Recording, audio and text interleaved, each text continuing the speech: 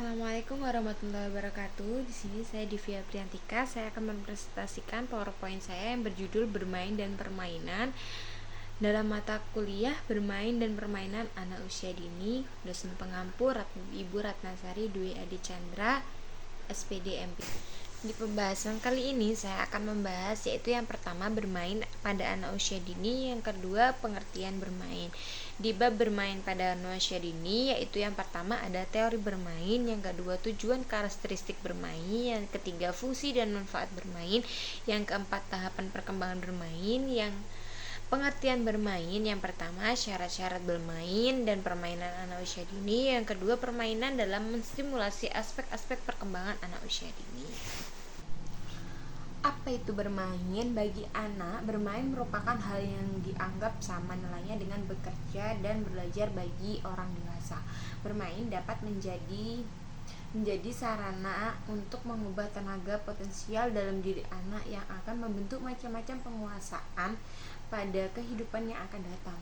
Pengalaman mengenali dunia sekitar didapat anak melalui bermain. Jadi bermain dapat memberikan rangsangan pada anak untuk melakukan berbagai tugas perkembangannya. Selain itu dapat menjadi fondasi yang kuat dalam mencari jalan keluar suatu masalah nantinya. Jadi melalui bermain anak akan bisa memecahkan masalah di kemudian hari.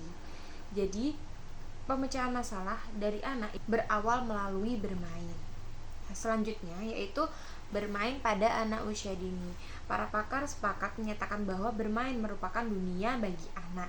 Bermain bagi anak dilakukan saat berlari, berjalan, menggali tanah, mandi, melompat, memanjat pohon, menggambar, menyanyi, dan masih banyak lagi. Yang tidak disebutkan di sini yaitu bermain menggunakan APE. Secara bahasa, bermain merupakan kegiatan yang dilakukan anak secara spontan atau langsung dan kegiatan yang dilakukan melalui interaksi baik itu dengan orang lain maupun benda-benda di sekitarnya. Dilakukan dengan senang hati maupun kemampuan sendiri, penuh imajinasi, menggunakan 5 indera dan seluruh anggota tubuhnya. Yang pertama di dalam bermain pada anak usia dini yaitu teori bermain. Yang pertama yaitu teori psikoanalisis menurut Sigmund Freud dan Erik Erikson. Menurut Sigmund Freud dan Erik Erikson memandang bermain adalah alat yang penting bagi anak untuk melepaskan emosi yang ada serta mengembangkan rasa raga diri anak saat dapat menguasai tubuhnya dan beberapa keterampilan emosional. Yang kedua yaitu teori perkembangan kognitif menurut Piaget. Piaget melihat bahwa manusia memiliki struktur pola kognitif baik secara mental maupun fisik yang menjadi dasar aktivitas dan perilaku seseorang berhubungan dengan erat dengan tahapan pertumbuhan anak. Teori kognitif ini menguji kegiatan bermain dalam kaitannya dengan bermain dan kaitannya dengan perkembangan intelektual. Yang selanjutnya yaitu teori dari Vygotsky menekankan pada hubungan sosial mempengaruhi perkembangan kognitif. Hal ini dikarenakan anak mendapatkan pengetahuan pertama dari kehidupan sosialnya, kemudian berkembang menjadi perkembangan kognitif. Melalui bermain, anak akan berpikir dan mencari cara untuk memecahkan masalah yang ada. Selanjutnya yang kedua yaitu tujuan dan karakteristik bermain anak usia dini. Menurut Wolfgang dalam Sugiono pada tahun 2012 dan menurut Brown pada tahun 2006 menyebutkan bahwa tujuan kegiatan bermain antara lain yaitu memperkuat otot-otot dan mengembangkan koordinasi melalui gerak yang pertama. Yang kedua yaitu mengembangkan keterampilan emosi. Yang ketiga mengembangkan kemampuan intelektual. Yang keempat, meningkatkan kemandirian dan rasa percaya diri. Tujuan karakteristik yang kedua yaitu menurut Jeffrey McConkie dan Hilson dalam Sugiono tahun 2012 berpendapat bahwa terdapat 6 karakteristik kegiatan bermain pada anak yang perlu dipahami dan distimulasi, antara lain yang pertama, bermain muncul dalam diri anak. Kegiatan bermain setianya tumbuh sendiri dari keinginan anak sehingga anak dapat menikmati dan bermain dengan caranya sendiri secara sukarela tanpa ada paksaan dari siapapun. Yang kedua, bermain harus bebas dari peraturan yang mengikat dan merupakan kegiatan untuk dinikmati. Anak usia dini memiliki cara tersendiri untuk menikmati permainan. Jadi, permainan yang dimainkan harus mengasihkan, menyenangkan, serta menggairahkan. Jadi tidak ada aturan yang mengikat dalam permainan tersebut. Selanjutnya, bermain merupakan aktivitas yang nyata. Saat bermain, anak melakukan aktivitas nyata seperti contohnya saat melakukan aktivitas dengan air. Anak dapat mengenal air dari kegiatan bermain tersebut karena bermain melibatkan keikutsertaan fisik dan mental anak. Selanjutnya, bermain lebih memfokuskan proses daripada hasil. Dengan bermain, anak mengenal dan mendapatkan keterampilan serta dapat mengembangkan keterampilan baru dari apa yang dimainkan. Selanjutnya, bermain harus didominasi oleh pemain. Artinya, permainan anak tidak didominasi oleh orang dewasa, melainkan dengan anak-anak itu sendiri. Karena jika permainan didominasi oleh orang dewasa, maka anak tidak akan mendapatkan pelajaran apapun dari bermain itu. Selanjutnya, bermain harus melibatkan peran aktif pemain, yang artinya anak sebagai pemain harus ikut serta dalam permainan untuk mendapatkan pengalaman baru, karena bagi anak, bermain sama halnya dengan bekerja, yaitu untuk mendapatkan keterampilan dan pengetahuan yang baru. Tujuan selanjutnya, dalam Huges, dalam Farihah tahun 2018 menyatakan bahwa ciri bermain adalah yang pertama, menggembirakan dan menyenangkan. Yang kedua, dorongan bermain muncul dalam diri anak dan bukan dorongan dari orang lain, jadi murni dari dalam diri anak. Yang selanjutnya yaitu anak bermain dengan spontan dan sukarela tanpa adanya paksaan. Selanjutnya, anak bermain dengan sesuai peran masing-masing. Yang selanjutnya, anak berpura-pura tidak sesungguhnya, berpura-pura menangis atau marah, contohnya. Selanjutnya, menetapkan aturan main sendiri dan harus dipatuhi oleh setiap pemain. Selanjutnya, anak aktif menggerakkan tubuh dan tidak hanya sekedar melihat temannya bermain, jadi dia ikut serta dalam bermain. Selanjutnya, bersifat fleksibel, yaitu anak bebas memainkan permainan yang disukai atau beralih ke permainan yang lain. Yang ketiga yaitu fungsi kegiatan bermain menurut Ardini dan Ani pada tahun 2018. Yang pertama, memanfaatkan energi anak berlebih. Yang B, memulihkan energi yang sudah terkuras setelah bekerja. Yang C, melatih keterampilan tertentu. D, mengembangkan seluruh aspek perkembangan anak. C, membantu anak mengeksplorasi lingkungan dan membimbing anak menggali potensi yang ada dalam diri. Selanjutnya, memberi kesempatan anak untuk berasosiasi untuk memperkaya dan mendapatkan pengetahuan. Yang ketiga, kegiatan stimulasi perkembangan anak. Kegiatan bermain memiliki beberapa manfaat menurut Teja Saputra tahun 2001, menurut Fadilah pada tahun 2019, dan menurut Suminar pada tahun 2019. Yaitu yang pertama, sebagai cara untuk mendidik, mengawasi, dan menilai perkembangan anak. Yang kedua, sebagai alat terapi dan intervensi bagi anak yang memiliki kebutuhan khusus. Jadi, bermain itu sebagai alat terapi bagi anak yang berkebutuhan khusus. Yang ketiga, mengembangkan seluruh aspek perkembangan pada anak, terutama fisik motorik, kognitif, bahasa, dan sosial emosional anak. Selanjutnya, mengasah panca indera anak. Yang kelima, mengembangkan keterampilan fisik. Selanjutnya, yang keempat, tahapan perkembangan bermain menurut Parton dan Rogers dalam Sujiono pada tahun 2012. Yang pertama yaitu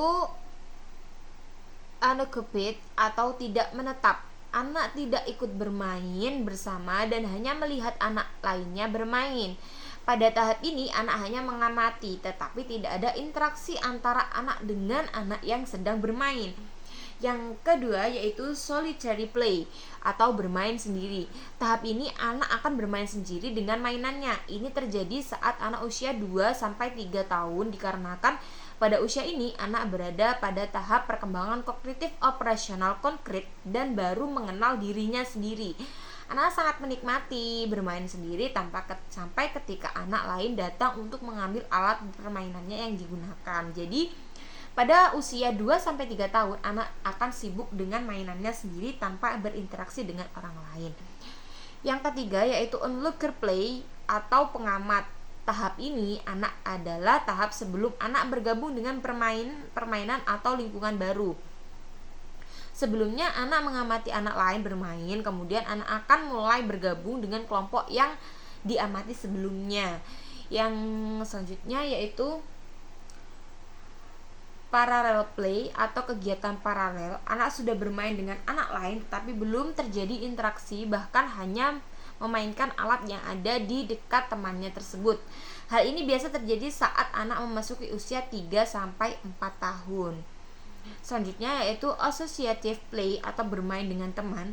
Tahap ini anak sudah menjalin interaksi lebih kompleks dalam bermain. Anak sudah dapat mengingatkan teman-temannya, berkomunikasi, bertukar mainan. Hanya saja anak belum dapat melakukan kerjasama dalam kegiatan bermain. Jadi ini dilakukan secara bertahap. Selanjutnya yaitu cooperative play atau kerjasama dalam bermain dengan aturan. Karena sudah dapat bermain bersama dengan temannya, kegiatan anak bermain lebih terorganisir serta masing-masing anak menjalankan peran dan saling mempengaruhi satu sama lain. Selanjutnya yaitu pengertian bermain. Permainan merupakan suatu kegiatan bermain yang dikendalikan dan ditandai oleh aturan yang telah disepakati bersama dan memberikan pengalaman belajar bagi para pemainnya. Syarat-syarat bermain dan permainan bagi anak usia dini ada 5. Yang pertama yaitu waktu bermain.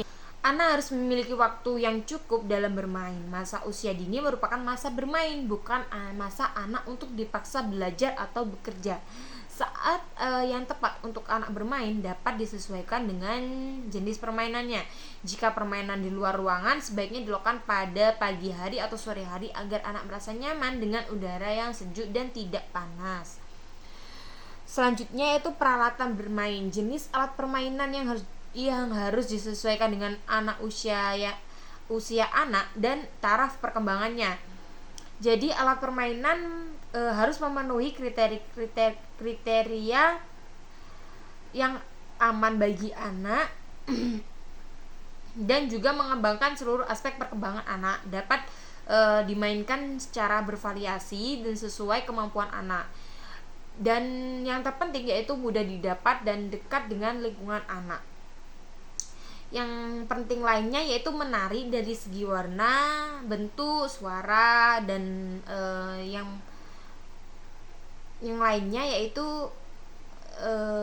alat permainan tahan lama, diterima oleh semua budaya, serta memiliki ukuran, bentuk, dan warna sesuai usia anak dan taraf perkembangannya. Kembali lagi ke sesuai dengan perkembangan anak. Selanjutnya yaitu teman bermain. Anak harus merasa yakin bahwa anak mempunyai teman bermain. Jika anak memerlukan teman bermain, dapat ditentukan anak sendiri, apakah itu orang tua, saudara, temannya, atau yang lainnya. Jika anak bermain sendiri, maka anak akan kehilangan kesempatan belajar dari teman-temannya. Sebaliknya, kalau terlalu banyak bermain dengan anak lain, maka anak dapat mengakibatkan tidak mempunyai kesempatan yang cukup untuk menghibur diri sendiri dan menemukan kebutuhannya sendiri. Jadi harus sesuai dengan kebutuhan anak. Anak boleh bermain dengan temannya, anak juga harus bisa bermain dengan diri sendiri. Selanjutnya tempat bermain. Untuk bermain perlu disediakan tempat bermain yang cukup untuk anak sehingga anak dapat bergerak dengan bebas. Luas tempat bermain dapat disesuaikan dengan jenis permainan dan jumlah anak yang bermain. Biasanya kalau di sekolah itu di lapangan anak akan bermain. Kalau bermain APE atau bermain alat peraga edukatif itu anak cukup yang kecil contohnya puzzle atau balok, itu anak bisa bermain dalam ruangan. Aturan bermain, Anak belajar bermain melalui mencoba-coba sendiri menurut teman-temannya atau diberitahu oleh orang lain, baik guru atau orang tua. Cara yang terakhir adalah yang terbaik karena anak tidak terbatas pengetahuannya dalam menggunakan alat permainan dan anak akan mendapatkan keuntungan lebih banyak lagi. Jadi permainan yang baik adalah permainan yang ada cara atau aturan bermainnya. Selanjutnya yaitu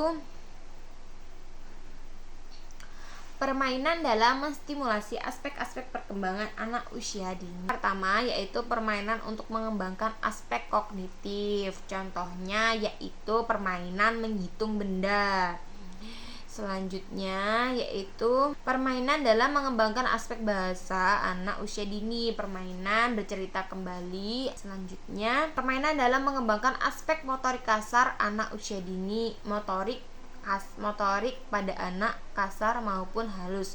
Yang kasar biasanya bermain sepak bola, bermain petak umpet. Kalau motorik halus biasanya bermain alat peraga edukatif, balok, puzzle, permainan jahit ulur atau meronce. Itu mengembangkan motorik halus anak. Selanjutnya yaitu permainan dalam menggunakan aspek sosial, mengembangkan aspek sosial emosional anak. Selanjutnya yaitu permainan dalam meningkatkan aspek agama anak usia dini, yaitu permainan bercerita Islami. Selanjutnya yaitu permainan dalam mengembangkan aspek seni pada anak usia dini, yaitu permainan menjiplak atau mewarnai atau menyanyi, menari, yang mengembangkan aspek perkembangan seni. Terima kasih, semoga bermanfaat. Wassalamualaikum warahmatullahi wabarakatuh.